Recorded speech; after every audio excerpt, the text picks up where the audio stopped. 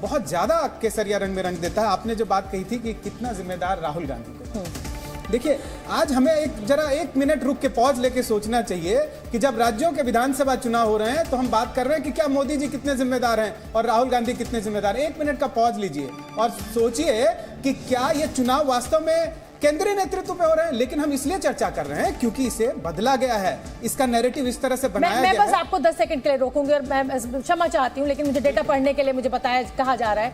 देखिए बीजेपी जो है 230 में 161 पर 66 पर कांग्रेस, और अब इस आंकड़े में कोई बहुत बदलाव होना नहीं, हालांकि अभी भी ये रुझान है। चुनाव आयोग ने अभी घोषित नहीं किया है नतीजों को, इसलिए मैं अभी भी इसको रुझान ही कहूंगी। और राजस्थान में भी कोई तस्वीर बदलने वाली नहीं है। लगभग 35 सीटों से कांग्रेस पीछे है, अदर्स के खाते में 16 जा रहे हैं। वो सारे के सारे भी अगर मैं कांग्रेस के साथ जोड़ूं तो भी कोई स्कोप नहीं, क्योंकि 101 का आंकड़ा बीजेपी बहुत आगे है उससे। और वैसी ही कुछ तस्वीर मध्य प्रदेश में भी है। छत्तीसगढ़ में जरूर बहुत कांटे की टक्कर रही। और देखिए जो हम ये कह रहे हैं मुद्दों पर, जो राजस्थान का रण था वो भ्रष्टाचार, लाल डायरी का जिक्र जोर शोर से प्रधानमंत्री मोदी के द्वारा किया गया, गृह मंत्री अमित शाह के द्वारा किया गया, पेपर लीक का जिक्र किया गया, और वो नतीजों में इंगित हो रहा है, नतीजों में वो निकल कर आ रहे हैं। अपराध का भी मुद्दा बहुत जोर शोर से उठाया गया राजस्थान में, और ये नतीजों में साफ दिख रहा है। मुकेश जी अपनी बात पूरी कीजिए। जी, तो मैं यही कह रहा था कि जब राज्यों के चुनाव हो रहे हैं जहां पे क्लियरली एक तरफ से अपने नेता को प्रोजेक्ट किया जा रहा था, लेकिन हम इसलिए चर्चा कर रहे हैं क्योंकि दूसरी तरफ से भाजपा की तरफ से ये हर चुनाव में ब्रांड मोदी को दांव पे लगाया जाता है।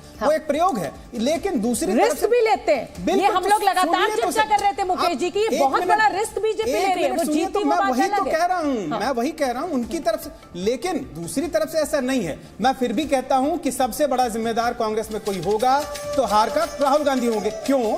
क्योंकि अगर छत्तीसगढ़ में, मध्य प्रदेश में और राजस्थान में, इन तीनों राज्यों में 10-10% भी है उनका, तो कोई और दूसरा चेहरा नहीं है जो चारों या पांचों राज्यों को मिला लें तो इतना ज्यादा जिम्मेदार माना जाएगा। यानी कांग्रेस में, और जो बात प्रैक्टिकली हम अगर निष्पक्ष तौर से देखें तो ये बात सच है कि वो सामान्य नेता नहीं है। उनकी बात पद पे कोई हो ना हो, लेकिन उनकी बात को अध्यक्ष से ज्यादा महत्व दिया जाता है, तो जिम्मेदार माना जाएगा। लेकिन उस तरह से नहीं, क्योंकि उन्होंने 3 राज्यों में खासतौर से 10-20% तक ही उनको दांव पे लगाया। वो अगर गहलोत लीड कर रहे थे तो पहली जिम्मेदारी गहलोत की होगी, अगर कमलनाथ लीड कर रहे थे या भूपेश बघेल कर रहे थे तो पहली जिम्मेदारी उनकी होगी। दरअसल शोभना जी, जिम्मेदारी सिर्फ वहां पर लीड करने से लेकर नहीं हुई, जिम्मेदारी इसको लेकर हुई कि आप कठोर फैसले ले पाए क्या। राजस्थान में जब नेतृत्व परिवर्तन की जरूरत थी और जब आपने फैसला लिया था तो क्या आप कर पाए? इसी तरीके से क्या छत्तीसगढ़ में जो वादा आपने किया था, आपके सामने करार जो तय हुआ था, वो आप करवा पाए? आपके नेतृत्व का परिचायक, आप संगठन में सिर्फ आप स्टार प्रचारक हो जाए, बात इतनी नहीं है। आप क्या संगठन को उस तरीके से शेप दे पा रहे हैं, संगठन को उस तरीके की दशा दिशा पे पहुंचा पा रहे हैं? आप नहीं कर पाए। पहले तो आप संगठन में सफल हुए। मैं 1 मिनट राजकिशोर जी, मैं ये बात पूरी कर लूं। लेकिन मेरा अपना मानना है कि राहुल गांधी ने, क्योंकि राजस्थान में क्या होता है, राजस्थान में जिस समय उन्होंने तय कर लिया कि नहीं यहाँ पर परिवर्तन होना है, नहीं हो पाया। छत्तीसगढ़ में इसलिए नहीं हो पाया क्योंकि आप जो जिम्मेदारी बात करें, राहुल गांधी के साथ साथ जिम्मेदारी गांधी परिवार यहाँ पर हो जाता है, प्रियंका गांधी की वजह से। और ये आरोप नहीं, सब जानते हैं कांग्रेस में, पत्रकार होने के नाते भी और कार्यकर्ता होने के नाते, प्रियंका गांधी ने वो परिवर्तन नहीं होने दिया। इस वजह से वहां पर इस तरीके की फूट हुई। तो इस तरीके की चीजें, तो मेरे हिसाब से राहुल गांधी निश्चित तौर पर इसके लिए जिम्मेदार माने जाएंगे। और मोदी ने रिस्क पर लिया अपने आप को, यहाँ ये तो मानना पड़ेगा ना। राहुल गांधी उस तरीके से रिस्क से डरते नहीं। राहुल गांधी, मैंने जो एक बात कही, राहुल गांधी को मैंने रिस्क लेते हुए, जिम्मेदारी लेने से डरते हुए नहीं देखा। लेकिन हाँ, वो जैसा कराना चाहते हैं नहीं करा पाए। और एक बात और बताऊं, आपको अपने आसपास आयातित लोगों को जो आपने इकट्ठा कर लिया ना, किराए के लोगों को, देश की सबसे बड़ी पुरानी पार्टी के पास उसके अपने विचारक नहीं है, उसके अपने सेनानी नहीं है। ये बड़ी बात है। भाजपा में भी लोग आए, लेकिन वो तय नहीं कर रहे। तेलंगाना की 4 मीनार इस समय टीवी स्क्रीन पर है। और ये देखिए बीआरएस जो है वो 38% उसको वोट मिला है, कांग्रेस को 40% वोट मिला है, बीजेपी को 14% वोट मिला है। ये बड़ा वोट है।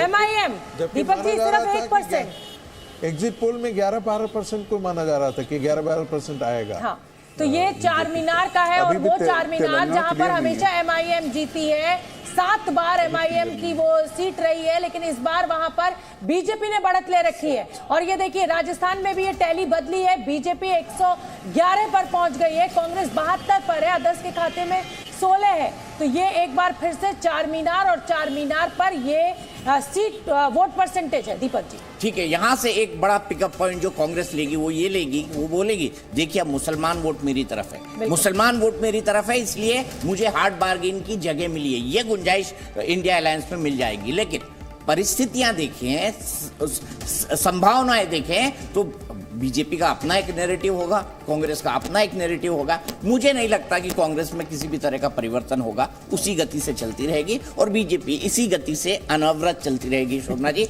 मुझे लगता है बिल्कुल 24/7 365 दीपक जी।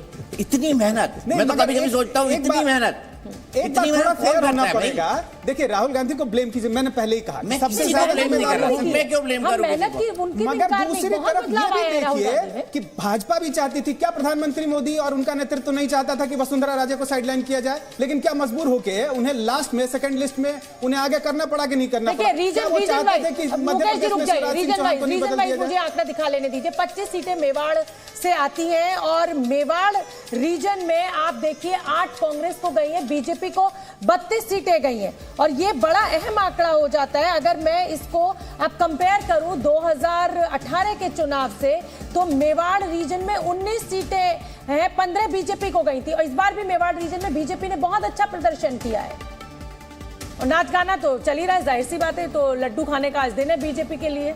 और अब प्रधानमंत्री मोदी बीजेपी मुख्यालय पहुंचेंगे 6 बजे, और वो मैंने 2 बार, चाहे वो गुजरात का चुनाव हो, चाहे पिछले कई चुनाव, उसमें देखा मैंने कि शाम के समय बीजेपी कार्यकर्ताओं से मुखातिब होते हैं मोदी जी। और चाहे वो कर्नाटक में हार हुई हो, लेकिन उसके बावजूद उन्होंने एक नई ऊर्जा का संचार किया और इसकी तारीफ होनी चाहिए। तो ये देखिए, अब राजस्थान में ढूंढाड़ रीजन 56 सीटें आती हैं ढूंढाड़ में।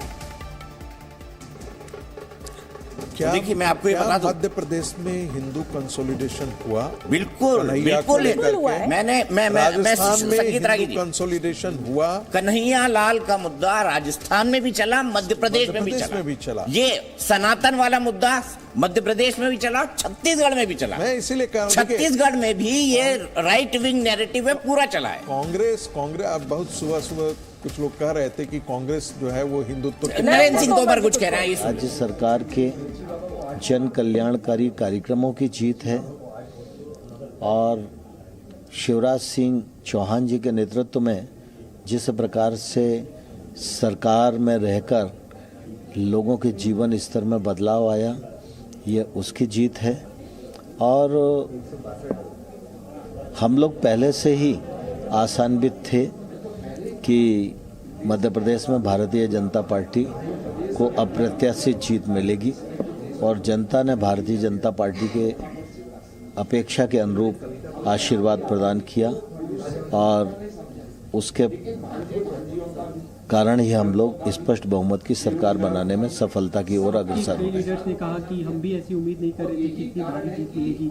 क्या ऐसे कारण रहे? सबसे बड़ा फैक्टर आप किसे मानते हैं? नहीं, सामान्य तौर पर ऐसा मान के चलना चाहिए कि कुल मिला के कृत्रिम रूप से कुछ लोगों ने झूठ की बैसाखी पर चढ़कर भारतीय जनता पार्टी के खिलाफ माहौल बनाने की कोशिश की थी। वो माहौल कुछ लोगों तक सीमित था, लेकिन जन कल्याणकारी नीतियां जिनका लाभ नीचे तक लोगों को मिला, जनता पर उसका असर नहीं था।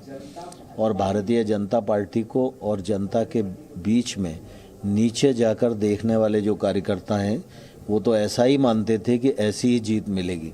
लेकिन सामान्य तौर पर वातावरण इस प्रकार का रहता है तो व्यक्ति संभल कर बोलता है।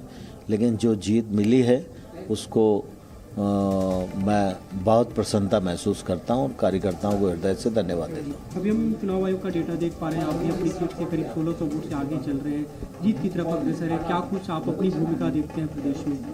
नहीं, हम तो भारतीय जनता पार्टी मध्य प्रदेश के सामान्य कार्यकर्ता हैं। पार्टी जो काम देती है उसे करते हैं, आगे भी जो काम देगी उसे करेंगे। आगे की कोई रूपरेखा विधायकों? तो मैं आपको ये बता दूं, मैंने यही सवाल पूछा था। मैंने पूछा था वीडी शर्मा से कि भाई अगर नरेंद्र सिंह तोमर जीत गए तो वो केंद्र में मंत्री रहेंगे या यहाँ के विधायक बनेंगे। प्रहलाद पटेल जीत गए तो गैम्बल था, इतने सारे सांसद। और मुझे अब जो आंकड़ा आया है ना 160 का जो आंकड़ा है, इसमें भारतीय जनता पार्टी को एक बड़ा कंफर्टेबल मेजोरिटी है। अब तोमर नहीं अब तो नहीं, इस समय बीजेपी मैंने मेरा सवाल